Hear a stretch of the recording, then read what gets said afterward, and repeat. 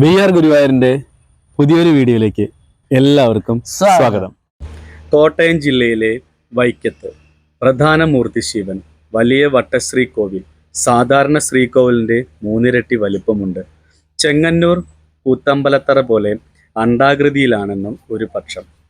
ചതുരം, വട്ടം, അണ്ഡാകൃതി, ഗജപൃഷ്ഠം എന്നീ 4 തരത്തിലാണ് കേരള ക്ഷേത്രത്തിലെ ശ്രീകോവിലുകൾ. ശ്രീകോവിലിന് 2 ചുറ്റുണ്ട്. ഓരോ ചുറ്റിനും 6 കരിങ്കൽ പടികൾ വീതവും 2 അടി ഉയരമുള്ള പീഠത്തിൽ 5 അടിയോളം ഉയരമുള്ള മഹാലിംഗമാണ്. ശിവൻ രാവിലെ ദക്ഷിണാമൂർത്തി, ഉച്ചയ്ക്ക് കിരാതമൂർത്തി, വൈകിട്ട് പാർവതി സമേതനായ സാംബശിവൻ എന്ന് ഒരു സങ്കല്പം. പരബ്രഹ്മമാണെന്നും പക്ഷം. കിഴക്കോട്ട് ദർശനം. 5 പൂജയും ശീവേലിയുമുണ്ട്. ആദ്യ പുറപ്പെട ശാന്തിയായിരുന്നു. 2 തന്ത്രിമാർ, മേക്കാട്ടു ഭദ്രകാളി മറ്റപ്പള്ളിയും ഉപദേവത കന്നിമൂല ഗണപതി, സ്തംഭ ഗണപതി, ഭഗവതി ഉടൽ, കുട്ടുമ്മൽ, വ്യാക്രപാത മഹർഷി. 2 മഹോത്സവങ്ങൾ. വൃശ്ചികത്തിലെ അഷ്ടമിയും കുംഭത്തിലെ മാശി അഷ്ടമിയും കൂടാതെ ശിവരാത്രിയും ചിറപ്പും. വൃശ്ചികത്തിൽ കൊടിയേറി 12-ാം ദിവസം വരുന്ന അഷ്ടമി വ്യാക്രപാത മഹർഷിക്ക് ദർശനം നൽകിയ ദിവസമാണെന്നും അന്ന് ശിവൻ എല്ലാ ലീലാവിലാസങ്ങളോടെയും പ്രത്യക്ഷപ്പെടുമെന്നാണ് വിശ്വാസം. അന്ന് വൈക്കത്തപ്പൻ്റെ പുത്രനാണെന്നും സങ്കല്പിക്കുന്ന ഉദയനാപുരത്ത് സുബ്രഹ്മണ്യൻ ഇവിടേക്ക് എഴുന്നള്ളും. പഴയ കാലത്ത് ഈ എഴുന്നള്ളത്തിന് 300 തീവെട്ടികളുണ്ടായിരുന്നു എന്നാണ് കണക്ക്. നമ്മൾ വൈക്കം മഹാദേവ ക്ഷേത്രത്തിലൂടെ നടക്കുന്നത്. അപ്പോൾ ഇവിടെ എന്ന് പറഞ്ഞാൽ ഇഷ്ടം പോലെ സ്ഥലമാണ് വൈക്കത്ത്. അപ്പോൾ ഇതിൻ്റെ വേറൊരു പ്രത്യേകത എന്ന് വെച്ചിട്ടുണ്ടെങ്കിൽ ഫുള്ള് ഈ ചരലാണ് ഇവിടെ. അപ്പോൾ ഇതിൽ നമ്മളിപ്പോൾ ഒരു 4 മണി സമയം ആയതുകൊണ്ടാണ് നമുക്ക് ഇങ്ങനെ ഒരു നല്ല രസമായിട്ട് നോക്കുമ്പോൾ നമുക്കിത് കൂടെ നടക്കാൻ പറ്റുന്നത്. നട്ടുച്ചയ്ക്കൊക്കെ ഇവിടെ വന്നാണല്ലോ കാല് പുള്ളിയിട്ട് നടക്കാൻ പറ്റില്ല. ഈ അമ്പലത്തിൻ്റെ 4 മൂലക്കിലുമായിട്ട് നന്ദീനെ ഇരുത്തിയിട്ടുണ്ട്. അതുപോലെ തന്നെയാണ് വിളക്കുമാടം എന്ന് പറഞ്ഞാൽ നല്ല ഭംഗിയുള്ള ഇതാണ് വിളക്കുമാടം. നല്ല രസമാണ് നമുക്കിതിൽ വന്നത്. അത് മാത്രമല്ല, വൈക്കത്തമ്പലത്തിൽ വരുമ്പോൾ ഒരു പ്രത്യേക ഒരു അറ്റ്മോസ്ഫിയറാണ് ഇവിടെ ശിവക്ഷേത്രം വൈക്കത്തമ്പലത്തിൽ. പടിഞ്ഞാറ് നടക്കിലുള്ള ഗോപുരവാതിലാണ്. പക്ഷെ ഈ ഗോപുരവാതിൽ തുറക്കാറില്ല. ക്ഷേത്രത്തിന്റെ പടിഞ്ഞാറ് വാതിൽ തുറക്കാറില്ല. ചേരിപോര് മൂത്ത സമയത്ത് ഒരു നമ്പൂതിരി ഉച്ചപൂജ നേദ്യത്തിൽ മുറുക്കി തൂക്കി പൂജ മുടക്കി പടിഞ്ഞാറേ വാതിൽ വഴി പുറത്തേക്ക് ഓടിയപ്പോൾ പാമ്പിന്റെ കടിയേറ്റ് മരിച്ചു. ഇതോടെയാണ് വാതിൽ അടച്ചിട്ടതെന്നാണ് പഴമ. ഈ നമ്പൂതിരിയെ മറ്റുള്ളവർ കൊന്നതാണെന്നും ഒരു പുരാവൃത്തമുണ്ട്. വൈക്കത്തിപ്പം നമ്മൾ നിൽക്കുന്നത് 4:30 മണിയാണ് സമയമെങ്കിലും ഈ ചരലിലൂടെയും അതുപോലെ ഈ കരിങ്കല്ലിന്റെ പാതയിലൂടെ നടക്കുമ്പോൾ എന്ത് ചൂടാന്നറിയോ കാലിന്. അപ്പൊ കുറച്ച് മുന്നേ ഒരു 12 മണി 1 മണി ആ സമയത്തൊക്കെ ഒന്ന് ആലോചിച്ച് നോക്കും എന്ത് ചൂടായിരിക്കും. അപ്പൊ ഇപ്പൊ തന്നെ കാല് പൊള്ളണു. അഷ്ടമി സമയത്ത് നമ്മളിവിടെ ആനയുണ്ടാവും. അപ്പൊ ആ ആനേനെ കെട്ടാൻ വേണ്ടിയിട്ട് ഉള്ളതാണത്. അഷ്ടമി 13 ദിവസം അഷ്ടമിക്ക് ആന ഇവിടെ ഉണ്ടാവും. 13-ാം തീയതി ആറാട്ടാണ്. അപ്പൊ അതുവരെ ആന ഇവിടെ ഉണ്ടാവും. അപ്പൊ ആ ആനയെ കെട്ടാൻ വേണ്ടിയിട്ടുള്ള ഇത് കെട്ടി. ഇതുകൊണ്ട് ഈ അപടി വരുന്നുണ്ട്. ഇത് നല്ല ഈ കരിങ്കല്ലില് എടുത്താണിത് ഉണ്ടാക്കിയതിലാണ്. അപ്പൊ ആനയെ കെട്ടുമ്പോ അത്ര ഉറപ്പ് വേണം. അതിന് വേണ്ടിയിട്ടാണ്. നല്ല ഗജഗീരന്മാരെ ആനകളാണ് വരിക. അത് പെയിന്റ് അടിച്ചാണ്. തിരുവിതാംകൂർ ദേവസ്വം ബോർഡിന്റെ ക്ഷേത്ര കലാപീഠാണ് വൈക്കത്തുള്ളത്. ഇത് എല്ലാ കുട്ടികളെന്നെ എല്ലാ വാദ്യങ്ങളും പഠിപ്പിക്കുന്നതാണത്.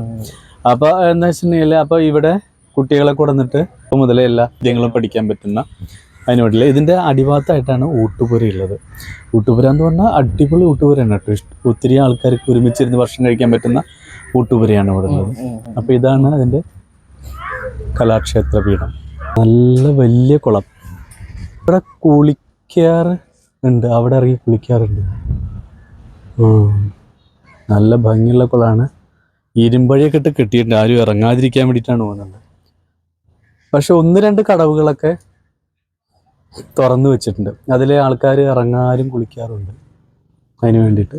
ബാക്കിയുള്ള ഈ സൈഡൊക്കെ ഡിഗ്രിയിൽ കെട്ടി അടച്ചിരിക്കും. നല്ല മീനുകളുണ്ട്, വലിയ വലിയ മീനുകളുണ്ട്. എന്തായാലും സൂപ്പർ കുളമാണത്, അടിപൊളി കുളം. വടക്കോസ്റ്റ് കാണുന്നതാണ് അമ്മച്ചിക്കുട്ട എന്ന് പറയുന്നത്. ദേവസ്വം ബോർഡ് തന്നെ ഇവിടെ തിരുവനന്തപുരം മഹാരാജാവും രാജ്യഭാരൊക്കെ വരുമ്പോഴത്തേക്കും അവർ കുടിക്കാനുള്ള കുളമാണിത്. സ്ത്രീകൾ അതിന് പേര് അറിയുന്നത് അമ്മച്ചിക്കൊട്ടാരം എന്ന് പറയും. അത് ഈ വടക്കോസ്റ്റ് തിരുവിതാംകൂറിന്ന് വരുമ്പോൾ തിരുവനന്തപുരം അവിടെ നിന്ന് വരുമ്പോൾ അവിടെയാണ് അവർ കുളിക്കാറ്. അമ്മച്ചിമാർ കുളിക്കുന്നത്. കിഴക്ക് പറഞ്ഞാൽ ഊട്ടുപുര. ഊട്ടുപുര വടക്കോശ് വഴി കാണുന്നത്. വടക്കോശ് വഴി കാണുന്നത്. അപ്പൊ ഈ ഇത് അപ്പൊ അതിന്റെ ഇതിനിട്ട് ഭീമ, പണ്ട് കാലത്തെ ഭീമ മരം കൊണ്ട് ഉണ്ടാക്കിയിരുന്നത്. ഇപ്പൊ അത് മാറി ഊട്ടുപുരയില്. ഇപ്പൊ മുകളിലും താഴെയായിട്ട് എത്ര പേർക്ക് കഴിക്കാൻ പറ്റും? 2400 പേർക്ക് ഒരേ സമയത്ത്. അത് ഇവിടെ പണ്ടൊരു ഐതിഹ്യം ഉണ്ടായിരുന്നില്ലേ, നിലത്ത് ഇരുന്നിട്ടാണ് എല്ലാവരും പാടുള്ളൂ. ഇപ്പൊ ഡെസ്ക് വെച്ചിട്ടാണ് കഴിക്കുന്നത്. ഡെസ്ക് വെച്ചിട്ട് ഒരു മറ്റേ ദൂരം മാത്രം, കുറച്ച് ദൂരം മാത്രം കൂട്ടുപാട പടിഞ്ഞാററ്റം പഴയ ആചാരപ്രകാരം താഴെ നിന്ന് കഴിക്കുന്നവർക്ക് അങ്ങനെ സൗകര്യം ഉണ്ട്. അങ്ങനെ സൗകര്യം ഉണ്ട്. അങ്ങനെ ആളുള്ളവർക്ക് അങ്ങനെ കഴിക്കാം. പാപ്പി, നമ്മുടെ ഈ അമ്പലം എന്ന് പറഞ്ഞാല്, വൈക്കത്തമ്പലം എന്ന് പറഞ്ഞാല് അത് ശരിക്കും എത്ര ഏക്കറിലാണ് നിൽക്കുന്നത്? 8 ഏക്കറാണ്. ഇപ്പൊ ഇവിടെ അമ്പലത്തിന്റെ ഫുള്ളായിട്ട് ബാക്കിയുള്ള ഒരുവിധ അമ്പലങ്ങളിലൊക്കെ മൊത്തമായിട്ട് ഈ കല്ല് വിരിച്ചിട്ട് ഒക്കെ ഉണ്ടാവും. ഇവിടെ മാത്രം അടപ്പാത മാത്രം കല്ല് വിരിച്ച് ബാക്കിയൊക്കെ സ്പേസ് ഇട്ടിരിക്കുക. അതെന്താണ് സംഭവം? പ്രദക്ഷിണ വഴി മാത്രം വഴിയാണ്. പിന്നെ അതുപോലെ തന്നെ നമ്മുടെ മറ്റേതുണ്ടല്ലോ, സ്റ്റേജ് ഉണ്ടല്ലോ, അതില് നമ്മള് ഈ അവിടെ ഈ കഥകളി ആണെങ്കിലും ഓട്ടംതുള്ളിലൊക്കെ നടക്കും. അപ്പൊ നമ്മൾ ചെന്ന് ഇരുന്ന് കാണുന്നത് ആ ഇതിലാണ്, ഈ ചരലിരുന്നിട്ടാണ് നമ്മൾ കാണുന്നത്. അപ്പൊ അതെന്തുകൊണ്ടാണ് അവിടെ ഒന്നും ചെയ്യാത്തപ്പോ? അത് നേരത്തെ 2 സ്റ്റേജ്. വടക്കോസ്റ്റ് കഥകളി, തെക്കോസ്റ്റ് മറ്റൊരുടെയാണ്. ഇപ്പൊ കഥകളിക്ക് എല്ലാം അവിടെ തന്നെ. അതെ. അതുപോലെ തന്നെ നമ്മളിപ്പോ ഈ നമ്മുടെ വൈക്കത്തെ അമ്പലത്തില് ഊട്ടുപുരയിലെ അടുക്കളയ്ക്ക് പ്രാധാന്യമുണ്ട്. അത് അവിടെ ഉണ്ടാക്കുന്ന അതെ, അത് വിശ്വാസമാണ്. ആ ഊട്ടുപുര ഭക്ഷണം കഴിച്ചാല് ഒരുപാട് രോഗങ്ങളൊക്കെ മാറും. തീരാഭ്യാസങ്ങൾ, വയറുവേദന, മറ്റു അസുഖങ്ങളൊക്കെ മാറും എന്നൊരു വിശ്വാസമുണ്ട്. അതുകൊണ്ടാണ് പല ആൾക്കാരും വന്ന് കഴിക്കണം. ഇതാണ് നമ്മുടെ ഊട്ടുപുര അല്ലേ? ഇതിലാണ് മുകളിലും താഴെയായിട്ട് 2400 പേർക്ക് ഊണ് കഴിക്കാണ്. അതുപോലെ തന്നെ ഈ കുറച്ച് ഭാഗം വിട്ടിട്ടുണ്ട് ആൾക്കാർക്ക് ഇരുന്ന് കഴിക്കേണ്ടവർക്ക് ഇരുന്ന് കഴിക്കാൻ, പടിഞ്ഞാററ്റത്ത്. ബാക്കിയുള്ള സ്ഥലത്തൊക്കെ ഡെസ്ക് വെച്ചു. അതുപോലെ തന്നെ പിന്നെ അതുപോലെ തന്നെ ഞാൻ പറഞ്ഞില്ലേ, ഈ ഊട്ടുപുരയിലത്തെ അടുക്കളയെ കുറിച്ച് ഭയങ്കരമായിട്ട് ഒരു ഐതിഹ്യം ഉണ്ടല്ലേ? അപ്പൊ അത് ഒരു ഏതൊരു അമ്പലത്തുകാരാണ് അല്ലെ? അതെങ്ങനെയാണ്? ഒരു പ്രാവശ്യം വിഡ്ഢോങ്കൽ സ്വാമിയാർ വന്നു. സ്വാമിയാർ വരുമ്പോഴത്തേക്കും അടുത്തൊരു ഭഗവാനെ കാണുന്നില്ല. പുള്ളി അത് നോക്കിയപ്പോഴത്തേക്കും ഊട്ടുപുരയിൽ ഭഗവാനെ കണ്ടു. അങ്ങനെ സ്വാമി അത് വരുമ്പോഴത്തേക്കും ഇദ്ദേഹം പായസം വളർത്തിക്കൊണ്ടിരിക്കുക. വരുമ്പോഴത്തേക്കും വിഡ്ഢോങ്കൽ സ്വാമി പുള്ളിയെ കണ്ടു. ഭഗവാൻ ഇങ്ങോട്ടും കണ്ടു. അപ്പം ചട്ടുക കയ്യിൽ പെട്ടു. ഇത് ചട്ടുക മുട്ടുസുമന അവരാണ് ദേഹണ്ണക്കാർ. കൊടുത്തപ്പോൾ മുട്ട ചട്ടുക പിടിക്കാൻ പറഞ്ഞു. അങ്ങനെ ചട്ടുക പുള്ളിലേക്ക് കൊടുത്തു. അങ്ങനെയാണ് പുള്ളിക്ക് അവകാശം കിട്ടി. അതാണ് മുട്ടൂസുമനക്കാരാണ് കിഴക്കാട് പാചകത്തിന്റെ മെയിൻ. അവര് ലേഖനം ഉണ്ടാക്കാൻ രാവിലെ കുളിച്ച് റെഡിയായി വന്നു കഴിഞ്ഞാൽ അമ്പലത്തിന്റെ അകത്ത് ഇവിടുത്തെ പൂജാരി ചട്ടുകത്തിൽ തീ കൊടുത്തയക്കും. ആ തീയാണ് അടുപ്പിലൊക്കെ വെക്കുന്നത്.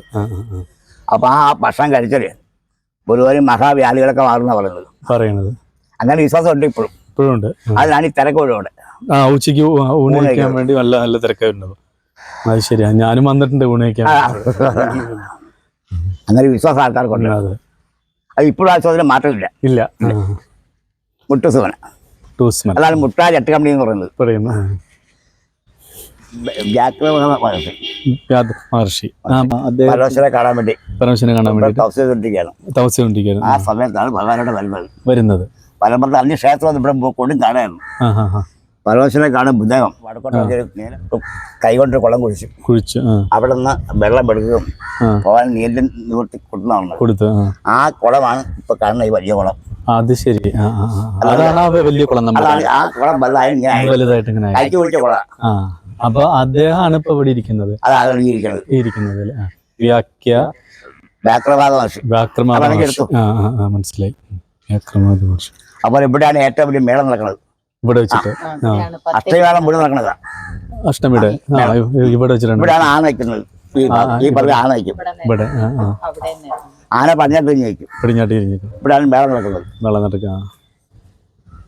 നാസിലക്കാർ വടക്കോട്ടും തകരാർ തെക്കോട്ടും നിൽക്കും. 10ാം ഉത്സവത്തിലാണ് ശരിയായ മേളം. ശരിയായ മേളമാണ് 10ാം ഉത്സവം.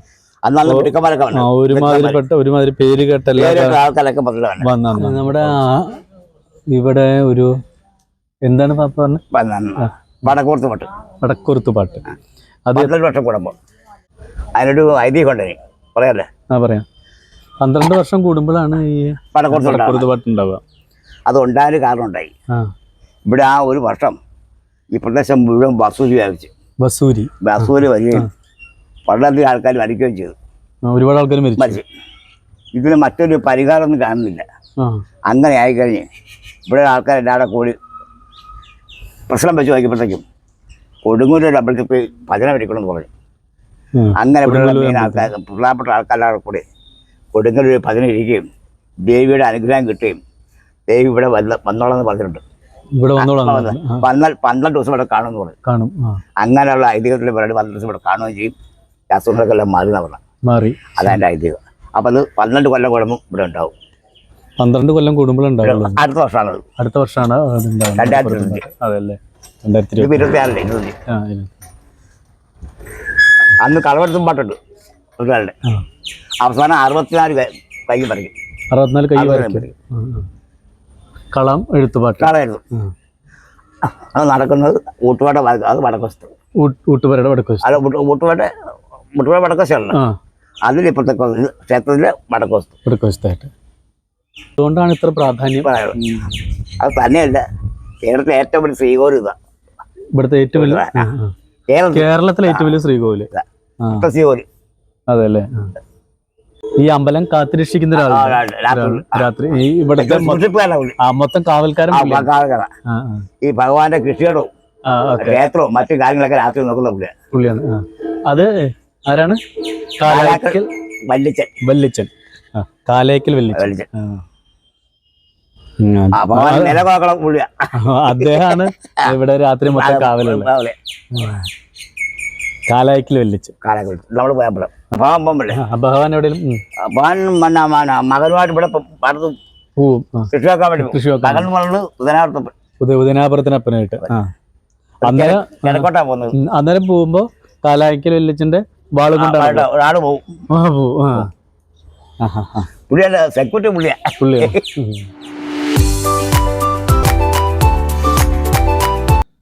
ഇതാണ് നമ്മുടെ വൈക്കത്തുള്ള ഈ സ്റ്റേജാണിത്. അപ്പോൾ ഇവിടെയാണ് എല്ലാ കലാപരിപാടികളും നടക്കുന്നത്.